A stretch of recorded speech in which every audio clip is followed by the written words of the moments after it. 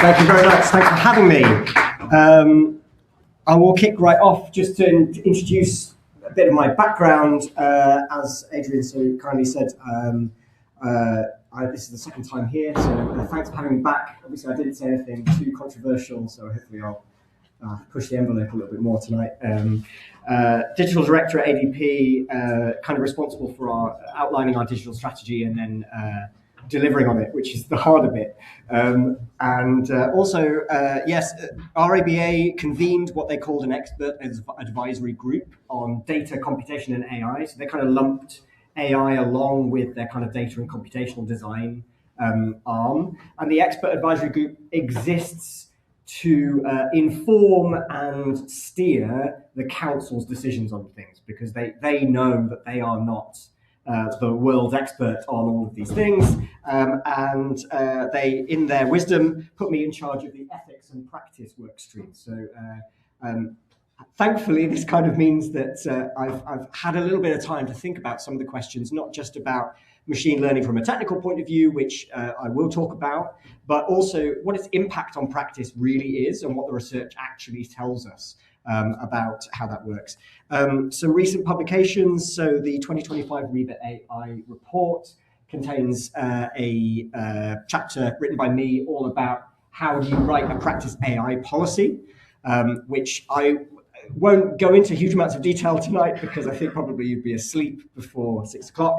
But if you want to ask questions about AI policy, you're very, very welcome to. We kind of ended up being, by default, one of the first architecture practice to actually have a written AI policy. So we ended up kind of leading the way a little bit on that. Some work here, the REBA Journal, which was about not just what do you think about AI, but how does it actually land for architects in practice? And then by extension, other members of design teams sort of collaborating. They put me next to Martha Sigari from Foster's, which I thought was quite an honour. So that was rather nice. And then I'm an architect, but previously was a machine learning software engineer.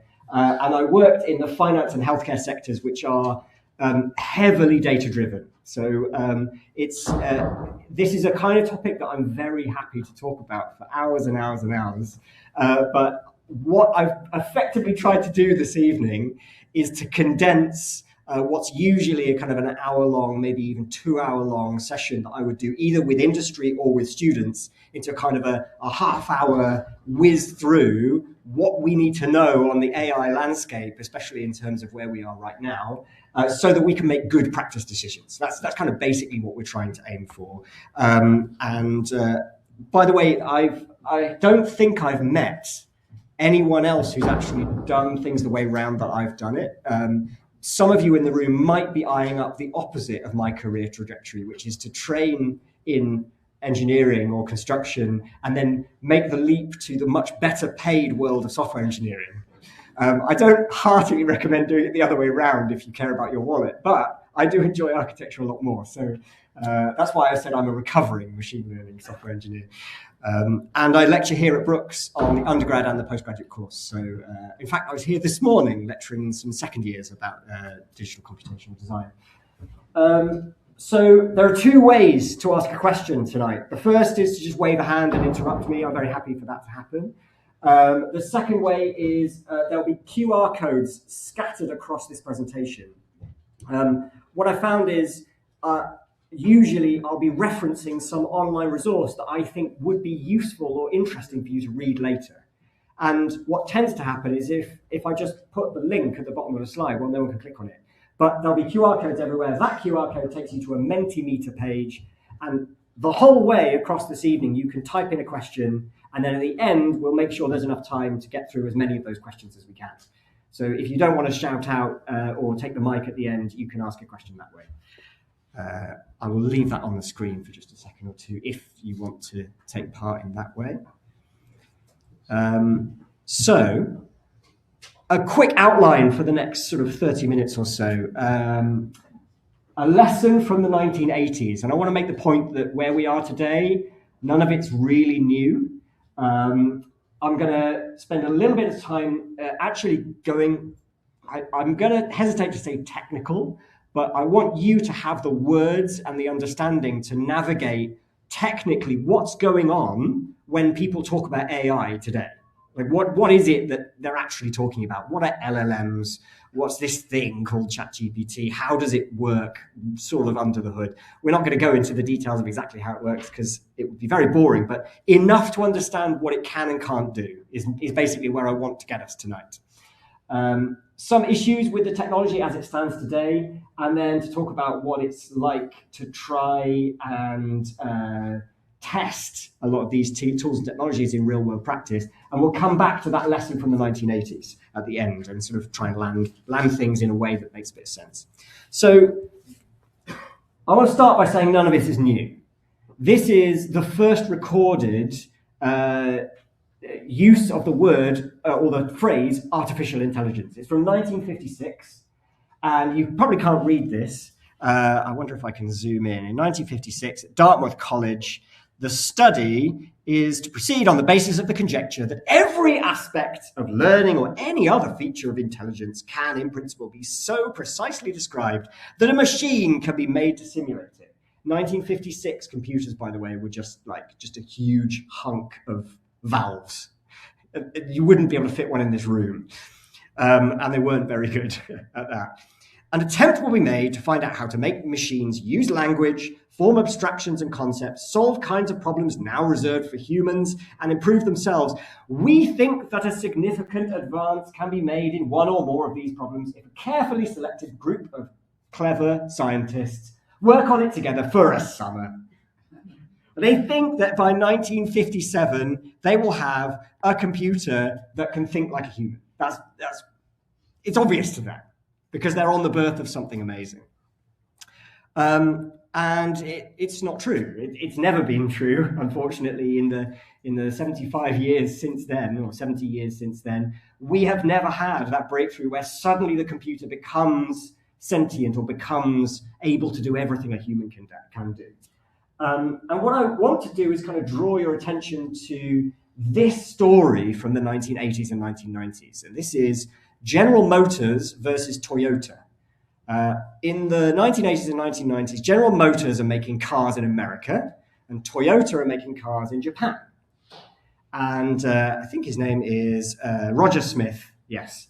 Roger Smith is the CEO of General Motors, and he looks at Japan and says, why is it that they can produce cars quicker and cheaper and less full of defects than us, and have to ship them across the world and still sell them for cheaper at a profit? How are they so much more productive than us? That's the question he's asking. And he writes a column in the New York Times, and he announces to the world that the answer is automation. The General Motors factory of the future will run with robots. That's what the CEO says. It will run with robots, and it must happen because we've got to beat this competition from overseas. Do you hear the echoes of what's going on in geopolitical discourse right now? If we don't do it, then China will do it, and we're in an arms race, and this is terrible. Right? So off he goes, and he installs robots in General Motors factories. And the following things happen. The robots painted each other, not the cars. The robots welded the car doors shut on the car, so no one can open them.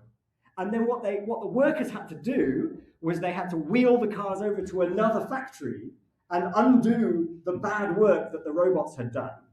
So instead of moving from a factory where the dream was that no person enters the factory, the robots do it all, they ended up having to hire more workers than they had before, and it cost them more money, and the robots were more expensive than the humans that they were replacing. So it resulted in, overall, a $90 billion investment over those decades, resulting in a $10 billion loss to the company and a 25% reduction in market share. So this is the cautionary tale about automation. And if you attend a sort of business seminar in MIT, there's a phrase that they like to use, which is there are few ways to lose money faster than automating a process you don't understand. And effectively, what was going on was the technology came in before anyone knew what the workers were really doing. They thought, oh, well, look, all you do is weld a door on a car. A robot could do that. Let's get the robot in and it'll do it. And what was happening was the work that was going on was just completely not understood at the level that it needed to be in order to bring in automation. I put a QR code there to an article about that. And the reason Japan was able to do it so well, whereas General Motors was able to do it so badly, is because Toyota had a principle, and I'll come back to this at the end, but they had a principle where in order to automate a job, first they had to go through 23 steps. And the first of those steps is to understand what it is that that person actually does before you can automate their job. And in fact, sort of halfway down the list, you get to the point where you make the job so mind-numbingly dull and boring that it would be insulting to ask a human to do it, and then you can start automating that job. What's really interesting in the world of construction and BIM is that I'm not sure we have yet got to the point where we can say with confidence that this person's job is so unbelievably mind-numbingly boring and repetitive and never involves any edge cases or problems or things that you need to think carefully on your feet to fix, that it could be automated. Does that make sense? So that's kind of where I'm going to land. But clearly, it's possible to gain massive productivity benefits from automation. So we're battling with that at the moment in a kind of the way that we approach these strategies. What's happening right now with AI? So fast forward from the 1980s, it's a useful cautionary tale, but it's not what's happening right now. Right now, there's something else going on. And I want to give you a very brief, slightly technical history, what the AI people call you guys normies, or they call me a normie now as well, because I'm not really in the crowd anymore. The normies guide to what's really going on in the AI technical kind of software world right now. In 2017, there was a research paper published called "Attention is All You Need." It's very famous in AI circles. I wouldn't expect anyone here to have heard of it. Although, interestingly, there might be some people who've heard of it. Anyone come across "Attention is All You Need"? You can Google it. It's not a very exciting read. But if you're a computer scientist, it's incredible. Because it introduces the concept of the transformer. I've put Optimus Prime here as a transformer. It's not that kind of transformer. What a transformer is a solution to an age-old problem in computers, which is that if you tell a computer to try and understand language, it gets incredibly confused by sentences like these. I deposited money at the bank. We sat on the bank of the river. It's the same word, but it means something different. I have no interest in the rising interest rate at the bank. You can have that in the same sentence. This one is amazing because this one, the dog chewed the bone because it was hungry, or the it refers to the dog, right? Everyone knows that. Computers, no. They find that very hard. You change one word in the sentence, everything else exactly the same, suddenly the it refers to the bone, not the dog. Do you see how language is shifty and difficult and really hard to put your finger on? So the transformer was a breakthrough in encoding the meaning of human language in actually numbers that computers can understand. That is the breakthrough. And I'm just going to pause here and sort of really double down on this point. In 2017, the transformer was invented, and it does this.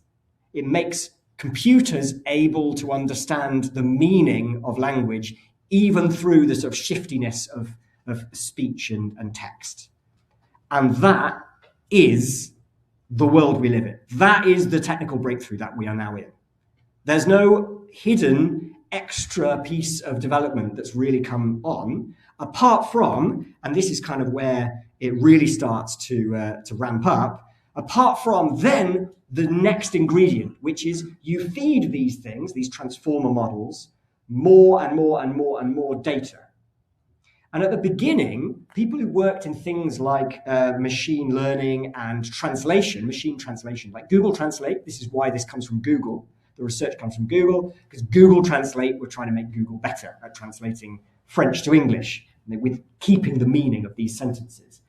They produced this model called the generative pre-transform. Transform refers to the transformer that we were just talking about. Pre means it's pre-trained. So you train it once and then it's static. It doesn't move, and you just feed it your query and it outputs what you need. Generative because it can make new text. That's what GPT stands for. And at the time, the conventional wisdom amongst these machine learning researchers was that you need to keep the models small. If you feed it too much data, all you get out is just regurgitation of what you put in. So you get this thing called model collapse.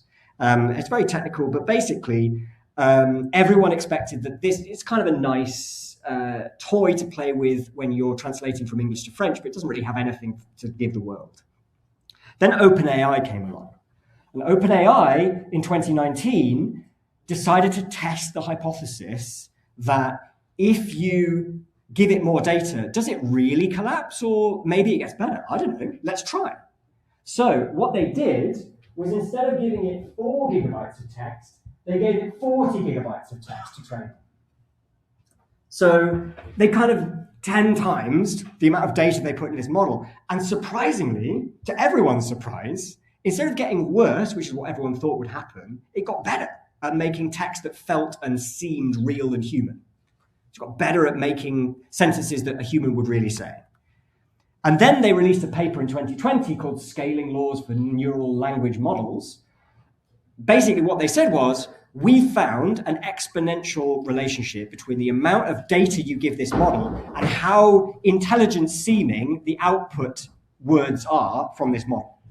And then in 2020, just after they released that paper, they released a new model that was trained not on 1.5 billion parameters, it was 175 billion parameters. So they upped the complexity and size of this model by 100 times, and it's got way, way better. Do you see the exponential thing going on? This is producing text that feels, wow, this is like a person could have written this.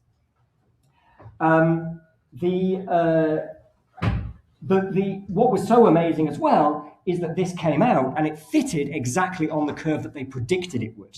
So it's not just that it was better exponentially and everyone likes that, it's that they said it would be better and it was. So now everyone's like, well, we believe everything that you say. And what you say is, it's going to keep getting better, isn't it? So just to recap, what this is doing is it's saying you feed in some text and it understands, by looking at the relationships between all the words, what you really mean when you're asking that question, and then it produces what it thinks the following text should be. So if you say that you're having a chatbot conversation with a really useful chatbot and a person, it will basically give you a back and forth, and that's what ChatGPT does. I have to adjust the scale on this now, because things kept on getting better. November 2022, they fixed a problem, and the problem was that if you train this thing on what was called Common Crawl and web text and all of Wikipedia, basically a lot of the text on the internet, pretty much all of it they could find. If you train it on all the text you find on the internet, some of it is like instructions for making a bomb, or really racist stuff, or stuff you don't want people to interact with. So what they had to do was they kind of cleaned it up with this thing called RLHF, which is reinforcement learning from human feedback. They basically got people to look at the outputs and say, I prefer that one to that one. That one's less racist. Give them that one. So they gave this layer on top, which is what we use today. And then I keep having to adjust the scale because this exponential increase in the quality of the text output has continued. And people are starting to think, okay, right, it's March 2023. What if this keeps going? What would it be like if this thing that we've built that's exponentially getting better at speaking like a human keeps getting better at speaking like a human? Well, some in the AI community reasoned that, well, if this thing could actually speak as normal as a normal human could, wouldn't it be basically as clever as a human?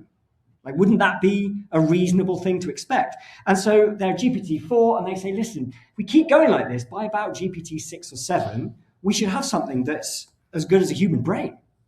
That would be our expectation. That's what exponentials means. Unfortunately, I'm going to give you a tiny digression. Sorry, I used to be a maths teacher, and I really like exponentials. So here's a little challenge for you. This is my son when he was born. He was 1 week old.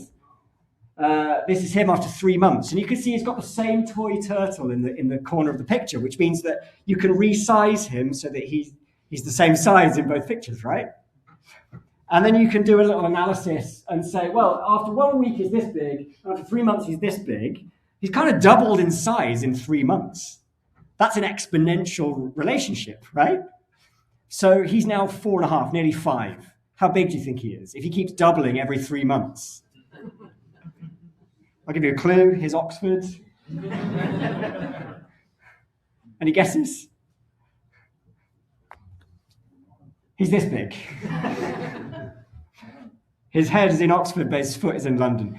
Exponentials are incredible if they keep going. But the real world isn't like that. My son is not the size of like a megacity. But you can kind of see why, when people were thinking about AI, they started getting worried about superintelligence.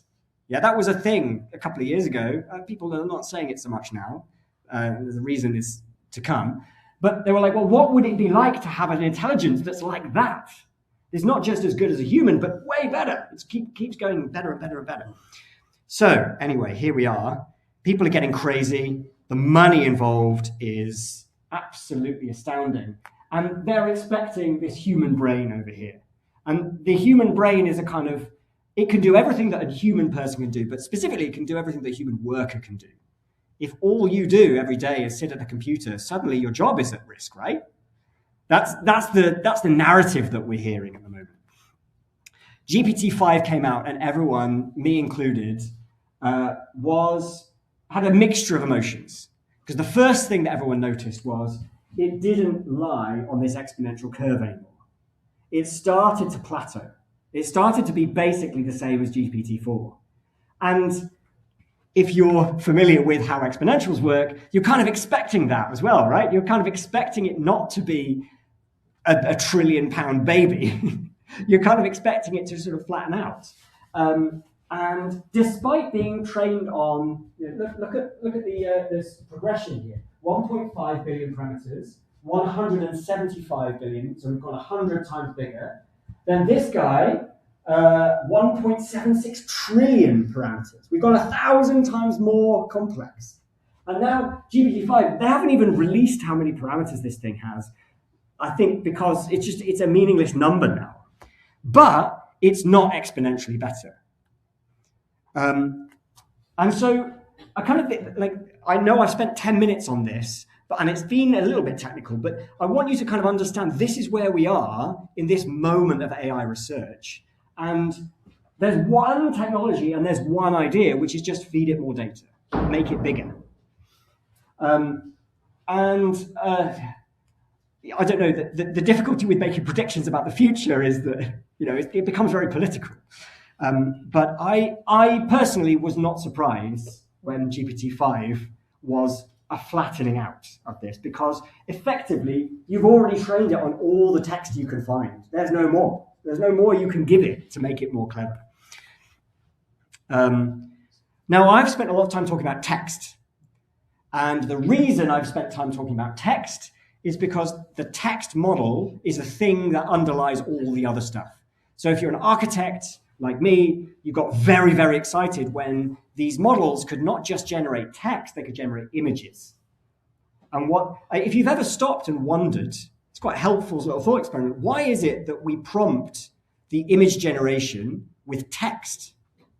Like, most people sort of doodle a sketch first and then finish this off. But we have to write text into a text box, and it feels a bit clunky quite a lot of the time. You're asking for something, and you've got a picture in your mind of what you want, but you're having to describe it in text, and then it takes the text and turn it into an image. Well, it's because the text generation is the thing that underlies all of these technologies. The video in the background that I'm showing you right now is completely generated by AI. Some little tells. None of the shots last longer than about 3 or 4 seconds because it becomes very, very intensive and expensive to keep those shots consistent for more than that length of time. Also, it's supposed to be, this was shared with permission from another designer, it's kind of supposed to be the same building, but every shot, the building looks completely different. Like it's by the lake, or it's up the mountain nowhere near the lake, or it's got 2 stories, it's got 3 stories, it's got 1 story. It's kind of a little cabin by the side. It's a huge, massive house. It's got these curvy walls, or it's got very straight walls. It doesn't really kind of stay the same throughout the whole of this thing. It kind of basically is just giving you the pixel that you think you want next. That's kind of what it's doing.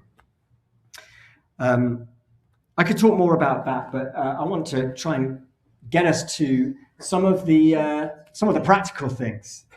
The total capital expenditure on AI over the last 3 years has been 776 billion to date.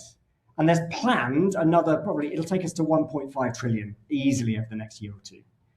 And that number is so big that the only way I could visualize it is if you adjust the cost of the Apollo space program between 1960 and 1969-70. If you take that amount of money that the US government paid to get a man into space at the end of the decade, and you times it by 3, that's the amount adjusted for inflation. And what's crazy about that amount of money is that it's not a government giving this money to AI companies, it's venture capital. It's, at the end of the day, sadly, your pension funds and my pension funds investing in this. And it's useful to have an understanding of where you are financially with it, because the amount of money that's actually coming in is much, much, much less. So if you ran a business where your operating costs are 776 billion, but you only make 33 billion, you're not graduating from MIT Business School with a gold star.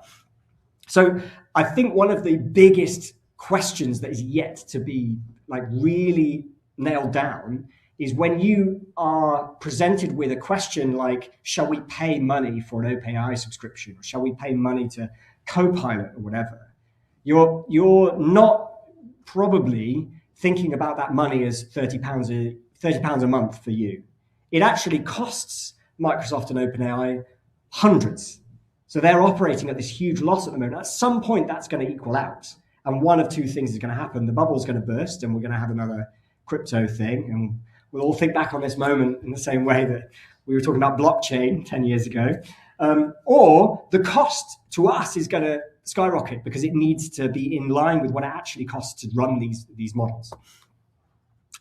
Some issues. I'll move on to some of the issues. And some of these will be really obvious to you if you've kind of kept abreast of what it's like using these AI models. I gave this talk 2 months ago, and the best estimate at that point was that 20 to 30% of what you ask or generate from an LLM will have a factual error in it somewhere. It's just you don't know where it is, because how else are you going to check other than ask it? That's updated. So more recently, there's another number, and it's quite depressing. 45% of all AI answered had at least one significant issue in this research, which is it's a little bit disappointing to say, we've spent 776 trillion and we've got something that's right roughly the same amount of times as tossing a coin. But unfortunately, that's where we are right now. There's a lot of things there. 31% of responses had serious sourcing problems. So if you work in academia, yeah, go for it. Is this also due to people not actually being able to write prompts? Like when you expect something, you write something, you expect something to spew out, and then it's something totally different. Is that kind of also factored into this? I imagine it's both. It's an interesting thing about prompts. Prompt engineering was once tipped 2 years ago to be one of the highest paid jobs you could have. And it's really interesting that it's kind of disappeared. No one's hiring prompt engineers anymore. And the reason is that actually the semantic meaning has got really good. So it used to be that you had to write your prompt in a very specific way, otherwise the bot wouldn't understand, or I'm going to use the word understand in quotation marks because it doesn't really understand, it just gives you some more words. You had to write it in such a way that it would give you the result that you wanted. And now it's so good at inferring your meaning that it doesn't actually make too much difference whether you use one prompt or another. Maybe it makes a bit of difference, but basically a lot of these things, the way they did the study was they said, I'm going to ask for a piece of factual information fairly bland, and then I'm going to check it against what I know to be true from looking up in a book or something. And they got this answer 45%, which is quite significant. Before, I've presented to ADP as a company and said, listen, if it's only wrong 20% of the time, fine, use it. That's fine. It's all good. Just check. But it kind of changes the tone when you say, well, actually, you should expect this to be wrong 45% of the time. You just don't know where. That's quite insidious. And it does put a lot of onus on you to check what's coming out. I will come back to that. I mean, these are silly examples, but they kind of capture it a little bit. I asked it to draw me a picture of 5 different basic geometric shapes and label each one. So as you can see, it doesn't do a great job. This one, well, there's 4, and 2 of them are squares, so not great. This one, there's 6, and these 2 are the same, and these 2 are the same. And also, if you zoom in, it hasn't done a particularly amazing job at labeling them, which is something that actually, you can do in primary school. In architecture, this has been one of my favorite images of the last few months. People presenting this as architects, they're coming for your job. And then you kind of stop and you think, oh, thanks. Yeah, I've always wanted to make sure my framing studs are made entirely of concrete and go underneath my wall. And it's really important to make sure that you have mortar behind your bricks. The thing about these things is the pixels look really impressive at first glance, but the mistakes are they're not going away. It's just that the pixels are getting better. I could go on. This is what happens if you ask it to label a tandem bicycle. So I provided the bicycle and then said, can you label the parts? And obviously you're looking forward to sitting on the front saddle and holding onto the handlebars. It really doesn't understand humans. Very, very alien and weird and quite creepy. And actually, this is really paradoxical because the thought was that if you give these models loads and loads of video input, then maybe they'll learn physics. That's the idea. You show them the world through video, and then they become good at physics. And what happens is they don't become very good at physics at all. They really don't get it. It's an odd sort of expression of the pixels are perfect, but the meaning is there's nothing there behind the eyes.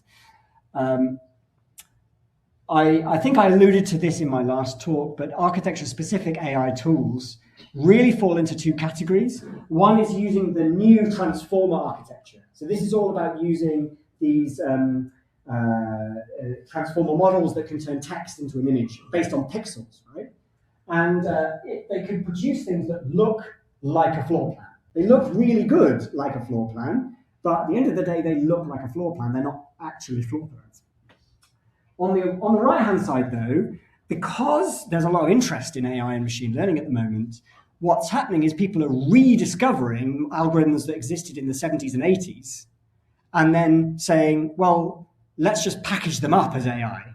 So this is a graph algorithm that basically says, I'm going to lay out my spaces. Here's a green space and a yellow space and a beige space, and you get to the green space by going through the yellow space. And then you can write an algorithm that generates floor plans which follows those rules. So if you look, I'm in the beige space here. I want to get to the green one, but I can't go straight there. I have to go through the yellow and then into the green. And the same for these ones. And you can use that to generate floor plans, but they generate floor plans that are really weird and not very livable, and humans don't tend to like them. So this is interesting on its own, but not the whole picture. This looks really good, but doesn't really work. And so what you're kind of left with is this is like the best example I have ever found of an AI-generated floor plan. And it does look better than you'd have thought. You start to think, oh, wow, okay, maybe it is coming for our jobs. But the problem is that the pixels look really impressive. The pixels look captivating and compelling, and you believe it. But then it doesn't take long before you start zooming into stuff and you say, okay, well, there's a kitchen here. And there's another kitchen over here. And what's really going on with these stairs? I'm not entirely sure how that's supposed to work. I don't really know what the structural grid is or what the strategy is there. Is there any space for NEP risers? No. Could you now take this plan and say, all right, great, we've got a floor plan, let's go and build it? The answer is absolutely not. And so it's still making those category of mistakes, which is it doesn't really understand the world, but it can produce things that look like the things that it's seen before. Does that make sense? I'll skip over some of these. A really good question that I got asked recently was, okay, they can't generate floor plans, but can they read plans? Like, could you feed one of these AI models your floor plan, and then could it understand what it's looking at? And the answer is no, it can't, sadly. This is a piece of research by AEC Foundry. They've written a really, really helpful model. It's basically a tester. It's like a sandbox tester, where you can feed your model in and you say, how good is it at recognizing doors on a floor plan? And every single one, it can't tell you that that's a door, which is what a first-year architect can do. Look at a floor plan and say there's a door here, or a window, or whatever. They're quite good if you label a bedroom with the text bedroom. They're quite good at telling you there's a bedroom. But I don't know how useful that is. Is that worth $776 trillion? I'm not sure. Right. Some more issues, and I'll skip quite quickly over these because I'm sure you'll have heard them a number of times. I quite like this meme. Sure, we destroyed the planet and everyone was miserable, but for a few glorious years, we had an AI fridge. There is a significant environmental impact. The argument that I think I am sort of fairly convinced by is that I could probably personally look past the environmental impact of the tools themselves if the output was that we built more sustainable buildings. Because we as a construction sector, we're responsible for huge levels of CO2 production. I don't mind spending a little bit over here to make a huge saving over here, right? I would buy that argument. But unfortunately, I haven't yet found that there's been this kind of step change in the sustainability of our built environment from AI. Maybe it'll come, and when it does, I'll be very happy, and that will be a good thing. But up until this point, it leaves me in a position where I do have to count the costs of the environmental use of these tools. And that's a personal thing for you and your firms to kind of understand where you sit with that. But other issues are kind of more liability. This is, for us as architects, this is huge, and I'm sure for many other people in the construction industry, there is no legal protection around. There's no rules that say, but the chatbot told me, and therefore, it's okay. Unfortunately, if you copy and paste something from a chatbot into a document that you then issue to someone, and then something goes wrong, well, it's on you. And there are tons of stories of lawyers getting in trouble for this. Because lawyers don't like the amount of paperwork they have to produce. They found these chatbots. They said, wow, this thing writes text like a human. I'll get it to do my briefs for me. I'll get it to do my court documents. And then the judge reads it and says, well, this case is made up. This person doesn't exist. This name doesn't even refer to the case that you're hearing. Like that, because of that level of disintegration from the truth, they got in a lot of trouble. I could keep going, but I want to talk about adoption in the real world now. What is it like on the ground? The image on the left is one that I produced for the RABA AI report. And it kind of tries to sum up where we are at the moment with the fact that these tools are kind of somewhere between incredibly clever and really dumb, but you don't always know which you're going to get. Does that sum up how often we feel? So this diagram has a dotted line here, which is the horizon of human capabilities. And then if you look here, for example, I put playing chess. So computers are way better than humans at playing chess. Like computers can reach far beyond the human horizon. If you want to beat someone at chess, you ask a computer to do it, you don't ask a human to do it. Does that make sense? But then down then on this side of that line, you've got other things like medical diagnoses. Really, really difficult to get machine learning to do, although people keep saying that they can. Assistive care. Very, very difficult to get robots and computers to help people in their old age, because it requires a whole raft of skills and human interactions that they don't have. And what we are basically trying to do when we play with these tools and kind of try and find out is this an area where it's like chess and what I should do is just say, well, the computer's better at it than me, so it should do the work? Or is it something where if I give over my autonomy to this thing, it's going to result in worse output than if I did it myself? Does that make sense? So like orienting yourself. Now, what's made more difficult is the fact that this diagram is out of date again. And actually, what happens is if you zoom in on any one particular area, if you ask the chatbot something on a Tuesday, you'll get something that's looks like a PhD level answer. And you ask it on a Wednesday and you'll get something that's absolute nonsense. So it's more than just, oh, this is a category of thing, I know I can trust it. Actually, there's this kind of randomness to it as well. This is a graph that I think is quite telling for basically the larger your firm is. So the red line at the top is the largest kind of firm, and the blue line at the bottom and the green line are smaller firms. But this is what 2025 has looked like for firms. They've adopted AI, and then there's this point at which they've started to tail off, which is a really interesting piece of market knowledge. If you're interested in where the market's going, you want to know whether firms are basically saying, well, we bought our subscription to enterprise ChatGPT, and it's resulted in a 10x productivity increase for our workforce, so we'll buy more, please. Instead, what's happened is they've bought it and they've gone, no, we won't renew, thanks. There's a couple of things from the MIT report which you can read. I will put a QR code on the next slide. But just, I hope I'm not being too head in the sand, but I'm pretty sure about this, that everyone's worried about job losses from AI. Will I have a job in 5 years' time? And the MIT report was fairly equivocal from its research, and it just said, we just don't think that's going to happen. And the reason we don't think that's going to happen is twofold.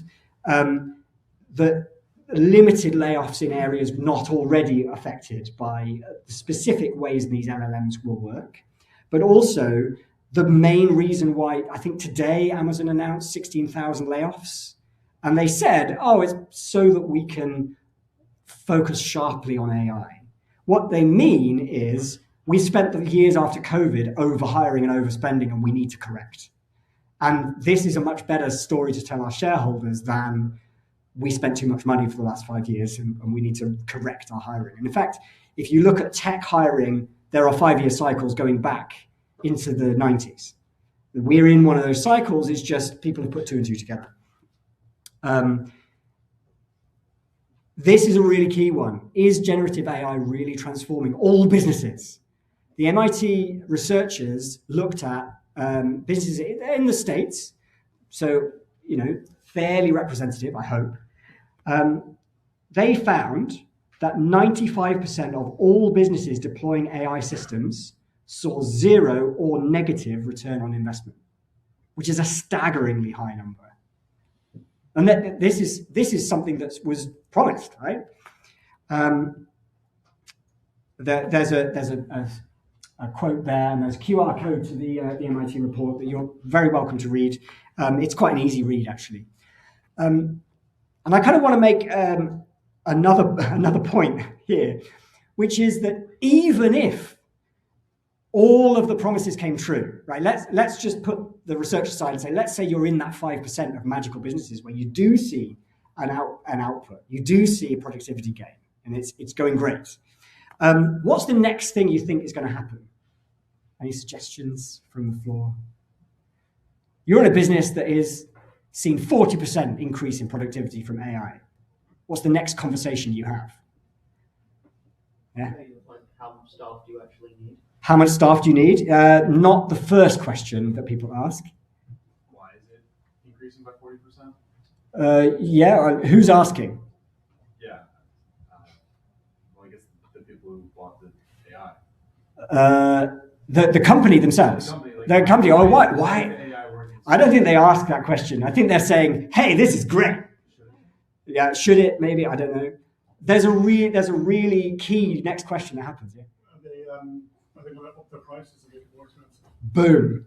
Well, not the prices of the AI, the prices of their services. A company thrives on selling services to people, right?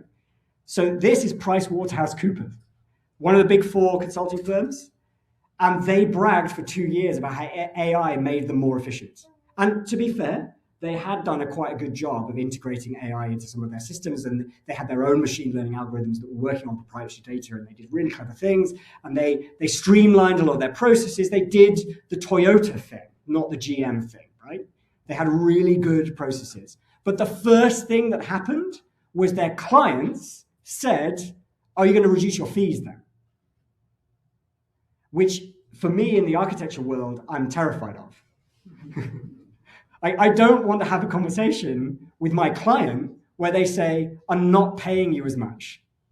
If anything, I want to have a conversation where they say, "I want to pay you more," right?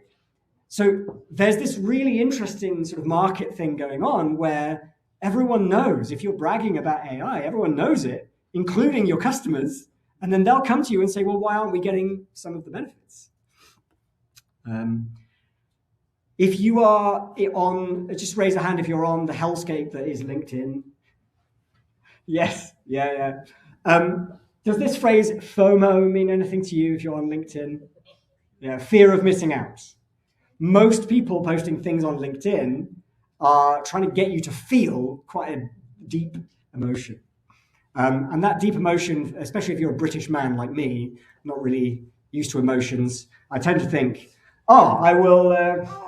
I'm feeling this deep feeling of fear. It's probably rational. I probably need to buy some AI. But actually, these kinds of phrases you'll hear a lot, and they're marketing phrases. If you're not investing, using, learning AI, then you're falling behind. You're falling behind the curve, right?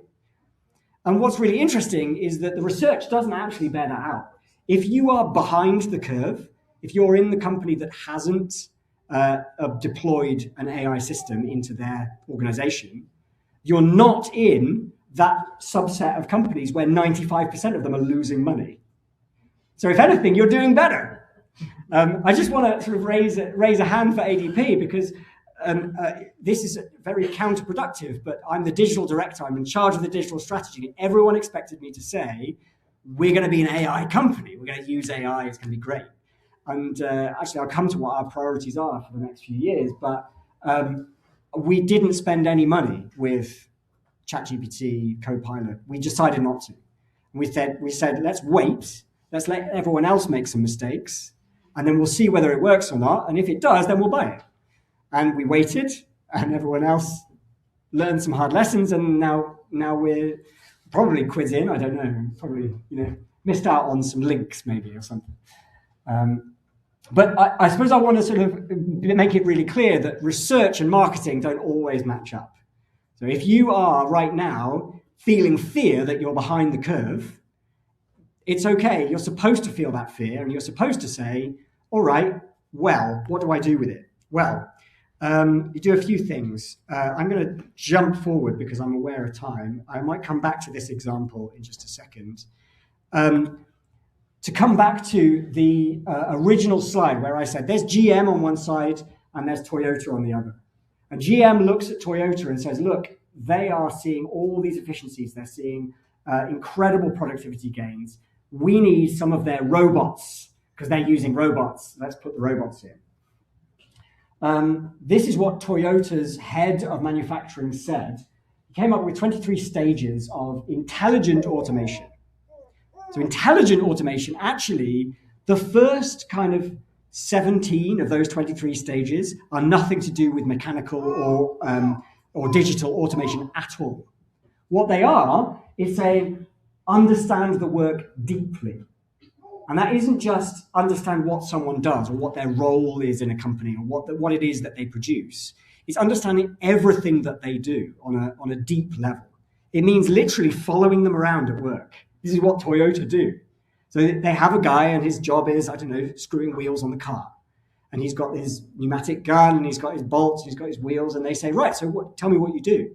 I say, well, I line up the bolts like this, and I put the wheel on the car, and then I do this. And then sometimes it gets stuck, so then I have to sort of undo it a little bit and then do it up again. And then, oh, right, okay, so sometimes it gets stuck. We need to eliminate the abnormalities. Because the problem is, sometimes it gets stuck. Humans, great. Humans are amazing at sometimes it gets stuck. Sometimes you just need to hit it with a hammer. Sometimes you just try it again and it works. Humans are really adaptable at that, but machines are really, really not. So if you want to take advantage of productivity automation gains, you need to eliminate the abnormalities, which takes like another 8 steps on this 23-step thing. Then you need to focus on understanding why those problems occur and ensure they don't reoccur. And then, this is the amazing thing about Toyota. If you get to like stage, I think it's like stage 16 or 17 of this 23-step process, you haven't bought a robot yet. This is the important thing. You haven't yet bought the big shiny robot that's going to do that. But you have experienced 80% of productivity increase. Does that sort of make sense? And it's because the people suddenly are working in a job where there isn't any friction anymore. They just go zzz, zzz, zzz, zzz, zzz, and the cars go through quicker and everything's fine. And at that point, you have reached what he calls the point where the work is so unbelievably dull that it is an insult to get a human to do it. And then you're allowed to buy a robot. That's what Toyota did. And weirdly, these are digital changes, but they're really cultural and organizational changes as well. So I'm going to stop and switch to some questions now, but we're kind of in this moment right now where there's a lot of this kind of like fear of missing out, and AI is everywhere, and there's a lot of hype. But we've effectively got a decision as a sector and as businesses to make, where we could go the GM route or we can go the Toyota route. And one of them is super sexy. It involves saying, hey, let's get an AI tool to do that. Or let's buy a robot. Or it involves saying, well, I don't know, just chuck some technology at it. The other is really unsexy. And so ADP's priority, I will now let you in on the least sexy ADP digital priority for the next 2 years, or 1 year. We've already been going for a year, is to overhaul our intranet SharePoint. That's one of our main priorities. And it's like, well, we're hoping that actually that gets us quite a lot of the productivity gains before then we get the robot and then we get to enjoy it. I think that's me for now. Thank you. What we'll do is we'll pass the mic around because we're recording it. Yes, we're recording it on Chris's laptop. So when your questions as well. So there are a couple of questions on the thing. Oh, you did the first one. I just wanted to try it out. Oh, brilliant. Okay. Which was because has anyone been to Toyota? Has anyone been to the factory? Okay, I was very lucky to do it. Oh, you've seen the factory? 10 years ago. Wow. But there's no mystery here. No, but it's so many humans, isn't there? Well, they've got robots, but they're old robots, and they're nothing like the ones that we have in Europe. Mm. And I think, so my question was, yes, so that balance, because they have this human touch and the automation, is that a model that we should be following? I was very early on that question, so you know. No, that's good. I think, yeah, it's been, it's, what's that? Oh, the spelling mistake. The Japanese. That's a good. Yeah, That's a good well, I one. was using Yeah, too many thumbs. yeah, well, the- yeah, but you read it, you understood it. So You understood it. Actually, you did very well. Yeah, in fact, yeah. I think absolutely. The interesting thing about that process of intelligent automation is that it starts with the human process for so much before it even gets to the point where you're going to bring in a technological intervention. And that's the thing that makes it different. So rather than starting with the technology and kind of using the sledgehammer to crack a nut, it starts with the human process and aims to fully, deeply understand the human process and then eliminate all the things that mean that a robot can't do what a human does. And effectively, what you're trying to do, to use that jagged edge diagram, what you're trying to do is you're trying to say, currently our processes exist entirely in arenas where humans can do it that computers can't. And I think BIM is a really good example. So BIM managers and BIM professionals are paid quite a lot of money to solve really gnarly problems. Yeah? Is that something that's why everyone's here studying BIM, because they want to earn the big bucks, right? But those problems are really difficult. And they require a lot of like lateral thinking and critical thought to get through. And construction problems they're really gnarly things. There's no right answer where you just flick a switch and go, oh, this will be fine.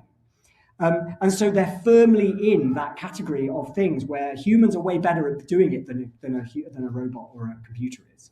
But what you're trying to do by understanding that process and eliminating those errors and those discontinuities is move the process into an area where it's like chess and the computer can do it way better than a human. Then you get to take advantage of the productivity. So it's both and. I think that's why the GM model basically treats humans as an expenditure to be got rid of by the CEO. And then it sets up a dichotomy, which is, does AI do my work or do my people do my work? And the people start distrusting the robots. Now, at Toyota, the people are the ones who demonstrate how important they are at their job. And they know it's not going to be overnight that the robot comes in and does their job. They know that they're involved in continuous improvement of the company, and they're on the journey with them. So I think there's a number of different areas where exactly that kind of intelligent automation, where you bring the human in on the loop, is key. Which I don't know, it's called Denshi Kibitsu. Yeah, oh yeah, very good. I thought another question, but I'm going to throw it to the floor and I'll come back to that one. So who would like to ask questions? Oh, I need to start presenting, sorry. Yeah. Go for it. Should AI have been created as a companion system instead of a replacement system? Because it seems like AI is being trained to become a replacement. Mm-hmm. It's being marketed as a replacement. Of existing processes. Yeah. Whereas, should it have been created as a system to not substitute, but to complement existing systems? A really good question. I think the key word in your question is should, and the answer is yes, right? Like the answer is if you want to get productivity gains from automation and data, the lessons we've learned over years from aerospace and from healthcare and from finance and from auto manufacturing, it needs to go hand in hand. The problem is financial. And that's why I put that slide about the finances, because I think that's those are key numbers for us to know almost at the top of our lips this year, going into this year. There's $1.5 trillion of investment in this thing. And the way we got there was that people ran away with themselves saying, the answer is you just keep training bigger and bigger and bigger, and then we'll get there. And it turns out that data centers are really expensive to build, and GPUs are really expensive to buy, and chips are really expensive to cool and power, and you need loads of money. So if you need the money, then you need to borrow the money.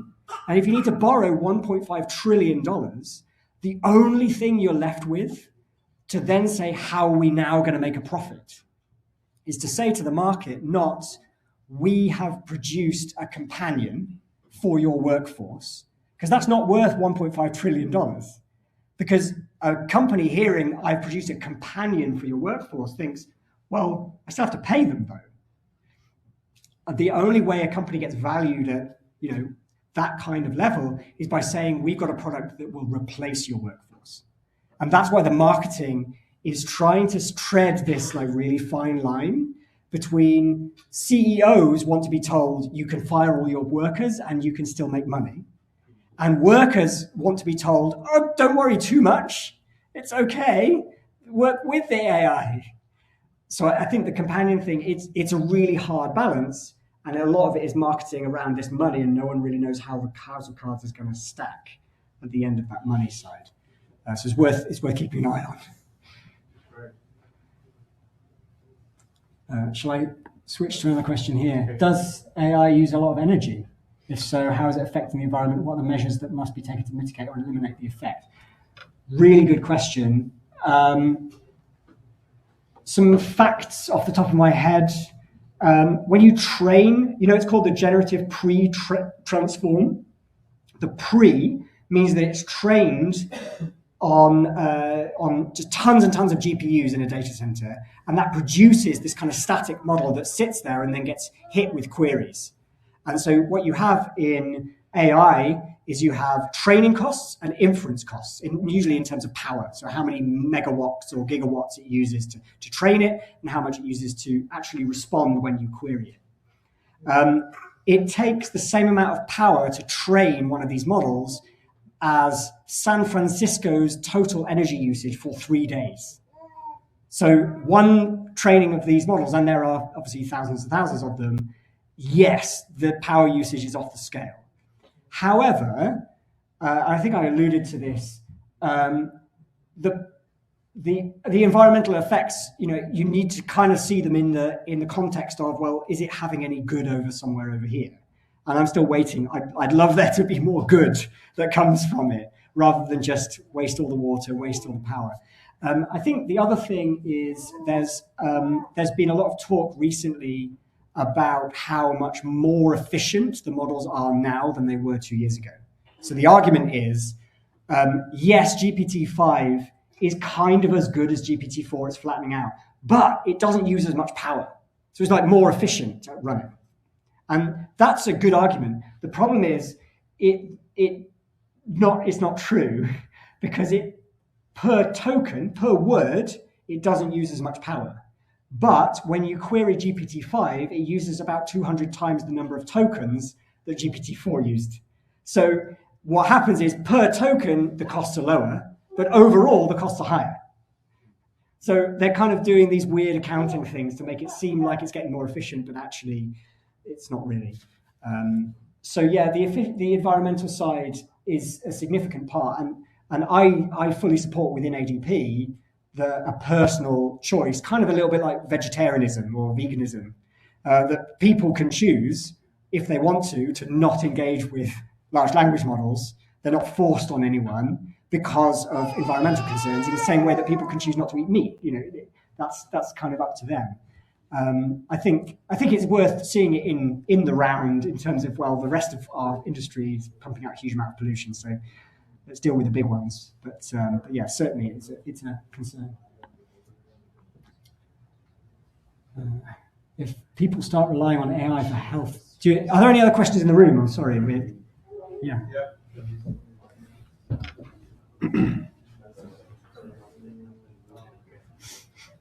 Just going off the efficiency you were talking about AI, are there limitations to making AI more efficient? And what would those be? Is it just the hardware and the energy for the gigabytes that it would take to run it, or? Sorry, I'll try not to get too technical. The way that there are a few things. So there's the hardware that it's run on, which is the GPUs. They're made by NVIDIA. NVIDIA is basically the only company that's making any money right now, because everyone's buying their chips. Is that me? Sorry. NVIDIA make chips, and what they can do is they can increase the efficiency of their chips so that it can run more code faster using less power. And obviously that would be a good thing for people trying to run more code faster with less power.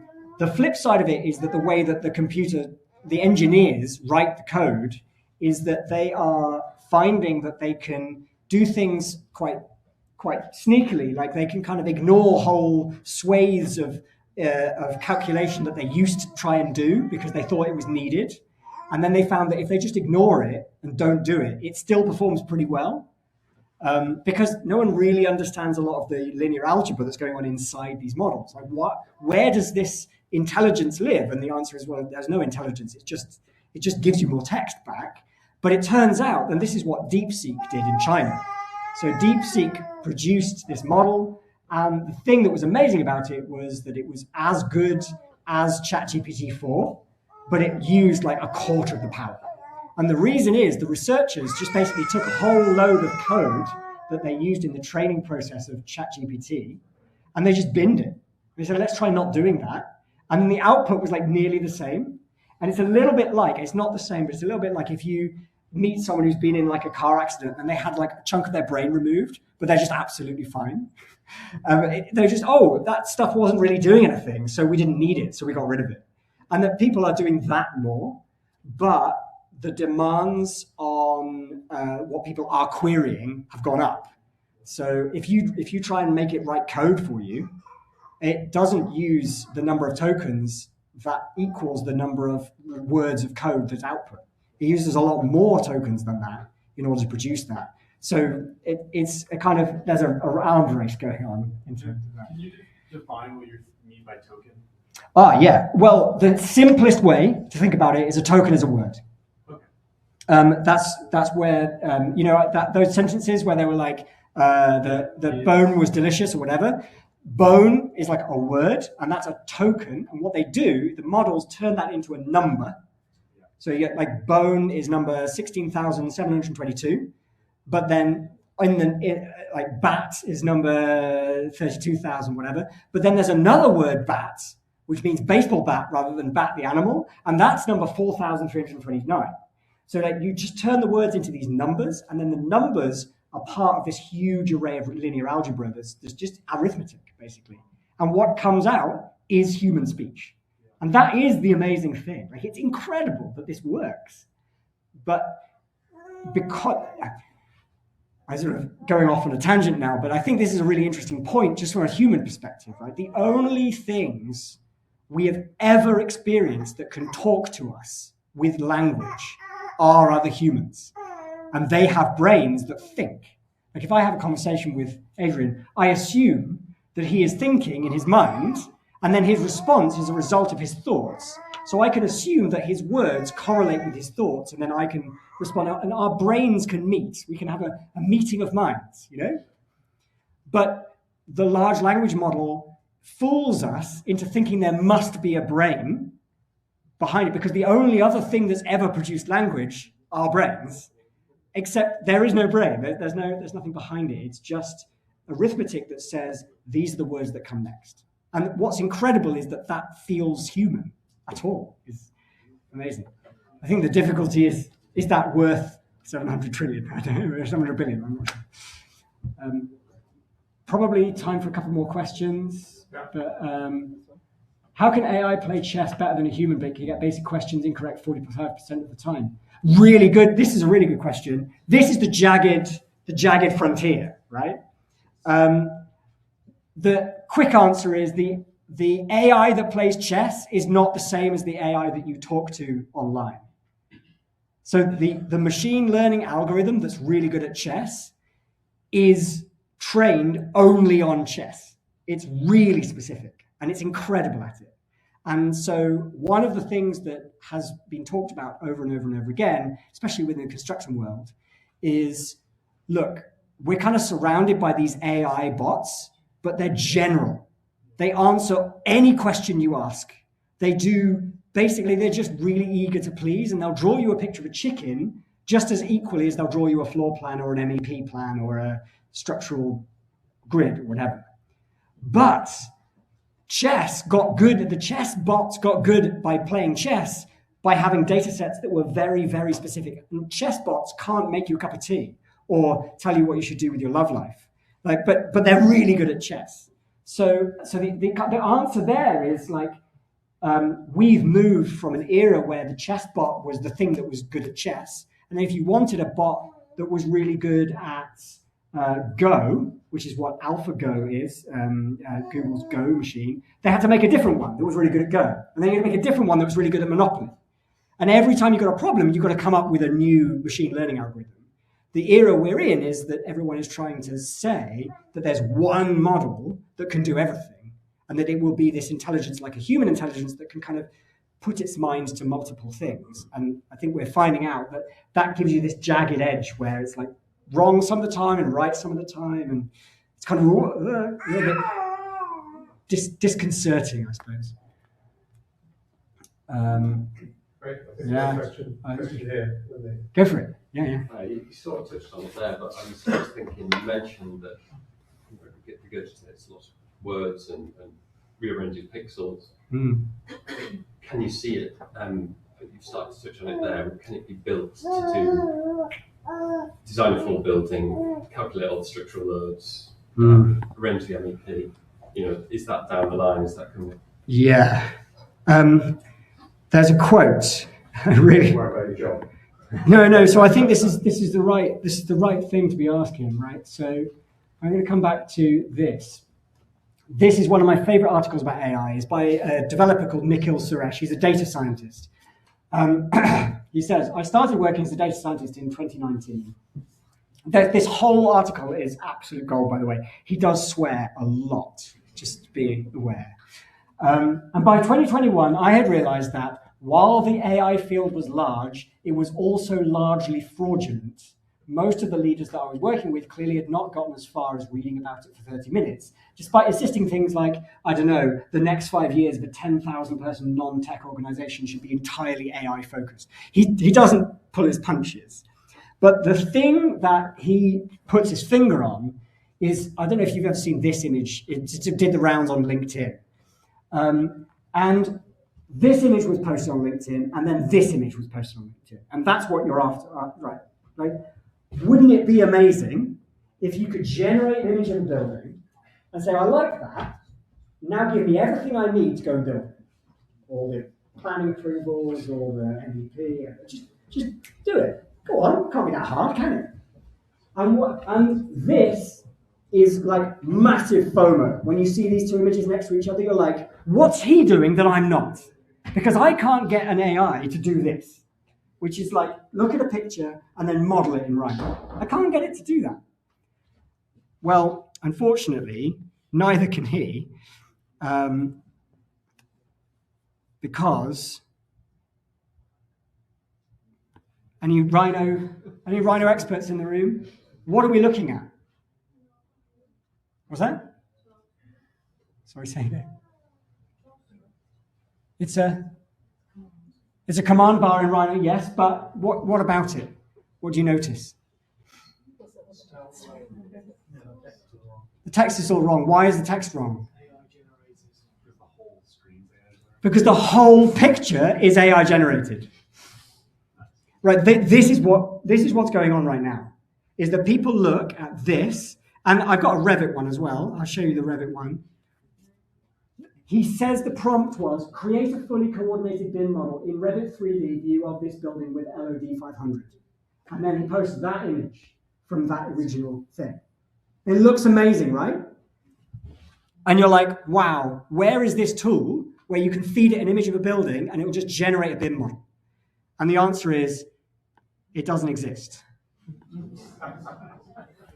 The AI industry is large, but it's also largely fraudulent. And it's designed to make you feel like you're missing out because you are not using these tools. Turns out, they don't exist. So yeah, I get quite animated about this because I think this is actually quite insidious. It's quite like nasty.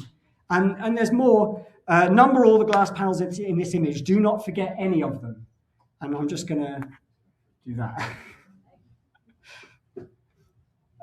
it's making promises that just look really good on the surface, but the reality is that you haven't done those 23 steps of automation, understanding the work, understanding the jobs, understanding the roles, and then you get to reap the benefits. But it's unsexy and it's hard work. And actually, yeah, I think so. In answer to your question, sadly, they don't exist yet. I mean, I don't know when they would, but not this year, not next year.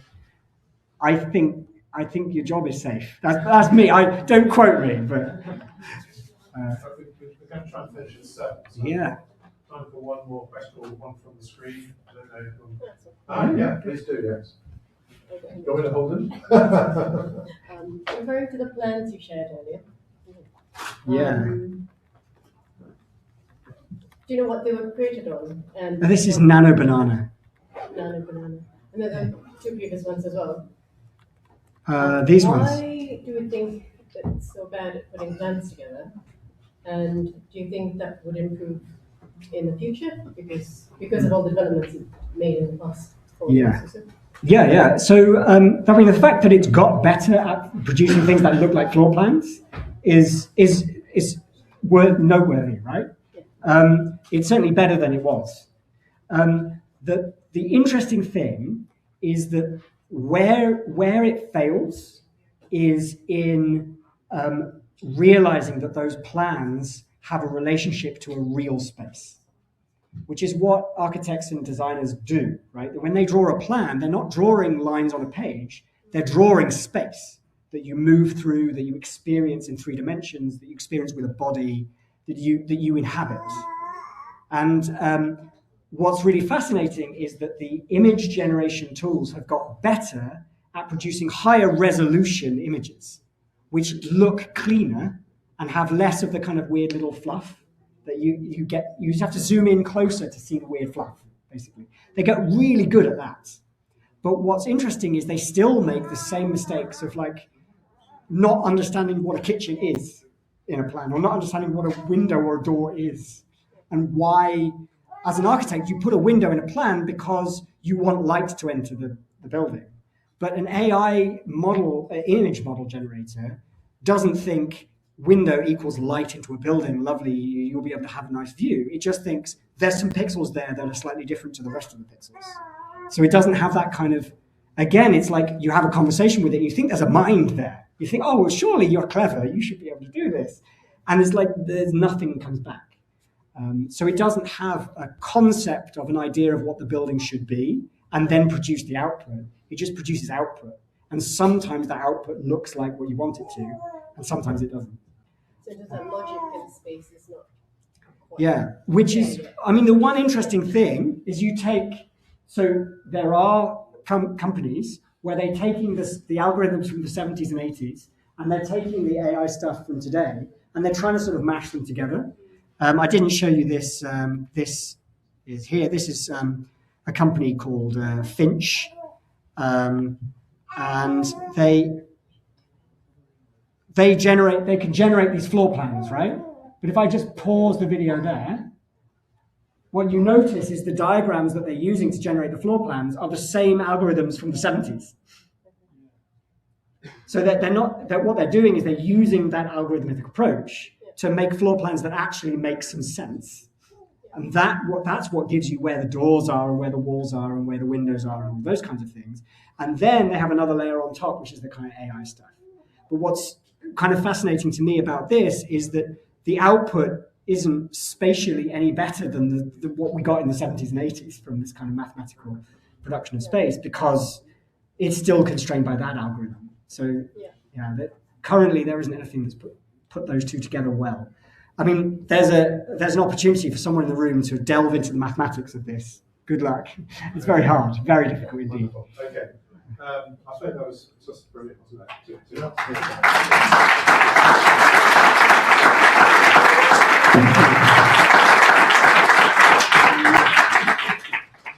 Quote about whether it can help you make a cup of tea or something like that. That's a good way to read it. Maybe we should just go home. Go home, have a cup of tea, hug your loved ones before they come in AI apocalypse. So we will have more talks coming up soon. We've got in 2 weeks' time. We've got talking Chartered Institute building on the sort of modern, contemporary, advanced house energy. Volume house builders talking about that, they look at a new model for building. And then there'll be a